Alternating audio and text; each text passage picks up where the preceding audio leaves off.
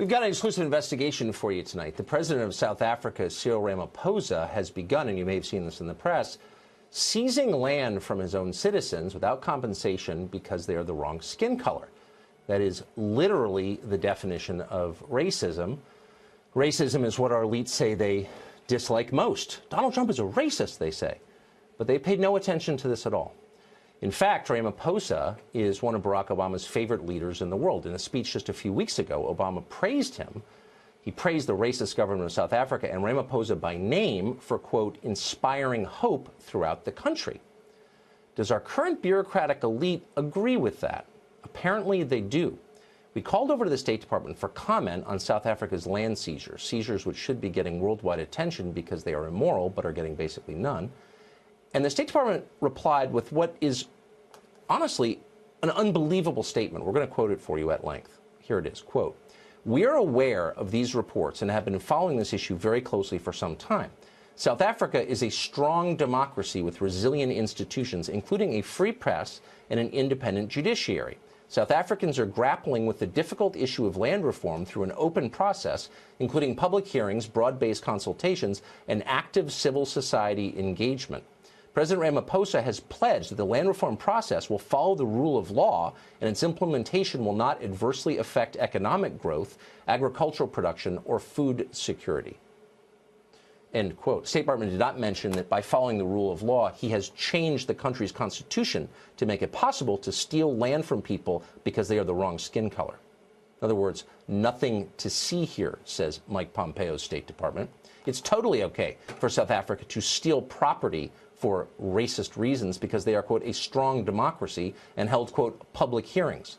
Criminals, take note, find a buddy, start robbing State Department employees on their way to work. By their logic, as long as you outnumber them, they'll be okay with getting robbed because it's democracy. Marian Tupy is from South Africa. He spent a lot of time studying that country and the region. He now works at the Center for Global Liberty and Prosperity at the Cato Institute. We talked to him about this recently. Here's our conversation.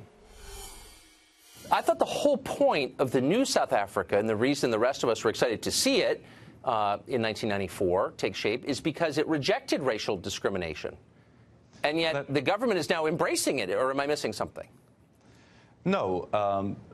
In a free and civilized society, we don't take people's stuff on the basis of the color of their skin. It was wrong when it took place under apartheid. It is wrong now.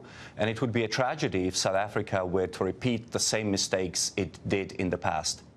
So there are really two levels here. First is the moral level, and you and I are in agreement that it's always wrong to punish people for what they look like. But second is the effect that it will have. We saw something similar to this happen in neighboring Zimbabwe. What happened when land was seized there on the basis of skin color? 18 years ago, the governing party of Zimbabwe, ZANU-PF, was threatened with electoral loss. And in order to shore up its support amongst the electorate, it decided to expropriate the farmers of Zimbabwe. What that led to, aside from horrific violence, was a total economic collapse of the country. Half a century of economic growth was wiped out in Zimbabwe as a result of this particular policy. The country experienced hyperinflation and had to abandon its currency. The country's unemployment rate was roughly 90%. Life expectancy plummeted. Child mortality increased. And, of course, the agricultural production has collapsed and hunger ensued. So the Western media, particularly the media of the United States, has resolutely ignored this. This didn't just happen today. This has been unfolding over a period of years. The Trump administration has not weighed in on this. How should the U.S. administration respond to this human rights tragedy that we're watching unfold? Well, the first thing that needs to be made clear is to denounce the policy. The administration needs to make it very clear that it is both immoral, because it targets a specific group of people, and I thought we were beyond that. And secondly, that it would be economically destructive. So we need to make it very clear where we stand.